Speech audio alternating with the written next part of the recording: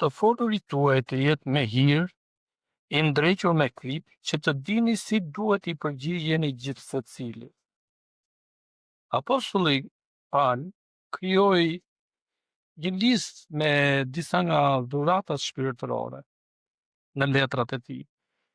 Gjejmë tek Romakët 12:6-8, gjithashtu tek e para Korintasve 12:7 deri në 10. Gjejmë frytin e frymës e Galatasit kapitulli 5 vargjet 22 dhe 23. Veprat e natyrës mëkatare, Galatasit 5 vargjet 19 dhe 21, dhe shumë të tjera. Por ai kur nuk i renditi listat e tij sipas rëndësisë, përveç një rasti tek e para Korintasve kapitulli 13 vargu 13, ai renditi 3 virtytet më të rëndësishme në jetën e krishterë: besimin, shpresën dhe dashurinë. Dhe nga këto të treja, ai tha se dashuria është më e madhja.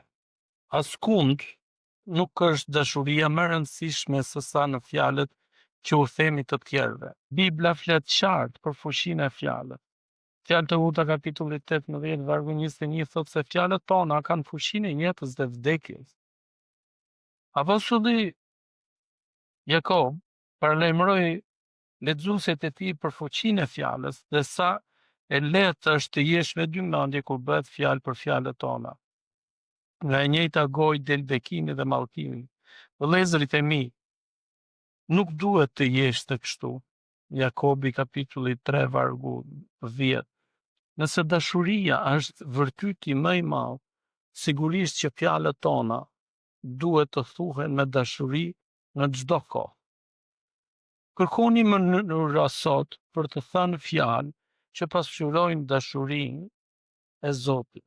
Fjalë që përcjellin hir të tjerëve. E dini çfarë?